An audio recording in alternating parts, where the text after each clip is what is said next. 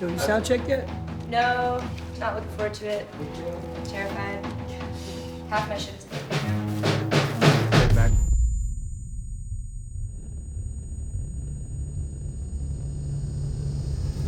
I became involved with Sound of Metal through the director, Darius Marder, who also wrote the film. And I was just blown away by it because it was written with such heart. It was really about the characters, even though it took place in this world that we don't often see on screen.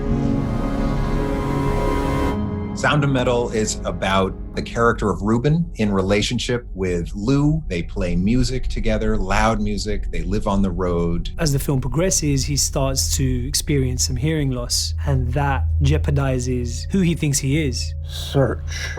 Throat. Ditch.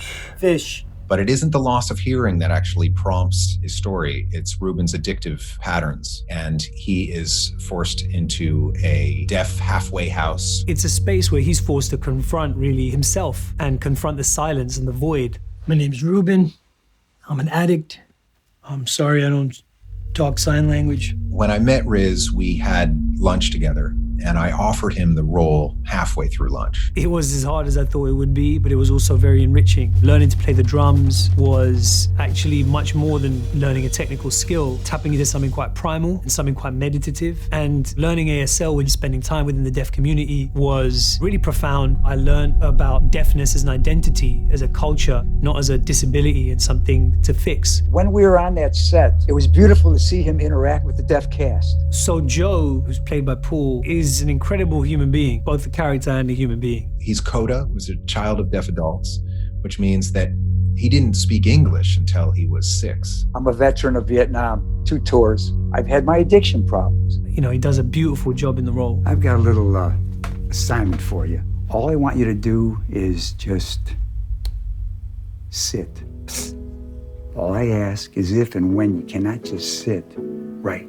Joe is all about saving lives. He knows that Ruben's life is at stake here. The cure is something external when you're trying to fix something about yourself, and the healing is something that's internal, and it's about accepting yourself. And that's really kind of at the heart of the struggle between Ruben and Joe. Have a seat here. Joe is seeing something in Ruben in this scene. He's seeing the Ruben that is on a very difficult path. To the deed. The deed.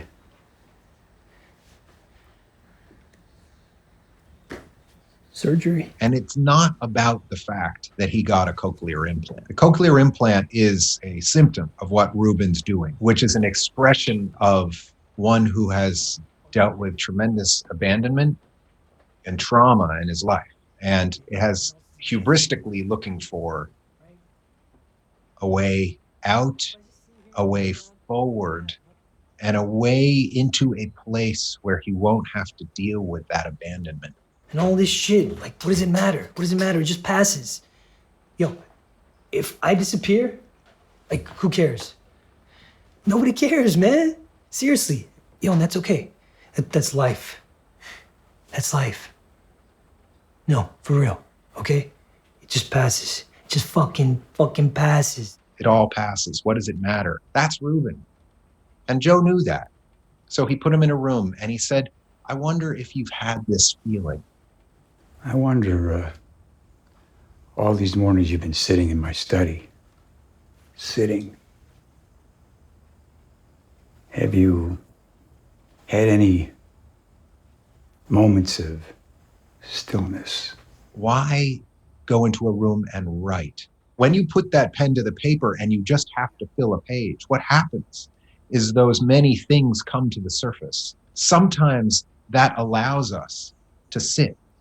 Sometimes we stop running for a moment. We stop running away from the terror of those things that we're desperately trying to avoid in life. Those moments of stillness, that place, that's the kingdom of God.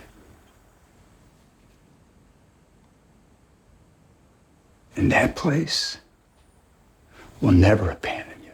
And what Joe's going to do is he's going to give him 2 gifts. The first gift is the gift of this correlation. The kingdom of heaven, the real kingdom of heaven, the real essence of God that Joe believes will never abandon you because it isn't outside of you. Everybody here shares in the belief that being deaf is not a handicap, not something to fix. And the second gift that he gives them hurts Joe beyond belief, which is the gift of asking him to leave. Joe has been very clear, this is who we are in this community.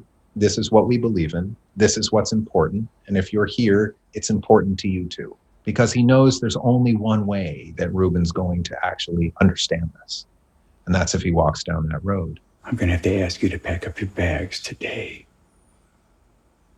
and find another place to be, Ruben. The heartbreak that he sees is not the implant. The implant is the sum totality of humans' hubris, that idea that we can assign a fix. We can conjure in our infinite wisdom a technological fix, and then it will all be okay. When you shoot chronologically, there's something at stake. And so Riz was saying goodbye to 9 months at that point of learning ASL, of being involved with the deaf community. Paul was saying goodbye to that role of a lifetime that he conjured kind of this entire amount of energy for, and saying goodbye to Ruben, because we all knew it was over. We drove away from that house after that scene, and it was palpably sad. When I think about that last scene, I always want to thank Riz for breaking my heart. I'll never forget filming it and watching Darius, what he was going through. He's brilliant. Darius is an incredible filmmaker and an amazing human being. And I don't say that lightly and flippantly. I think he's one of those filmmakers who really leads with his heart. And I think it shows on the screen.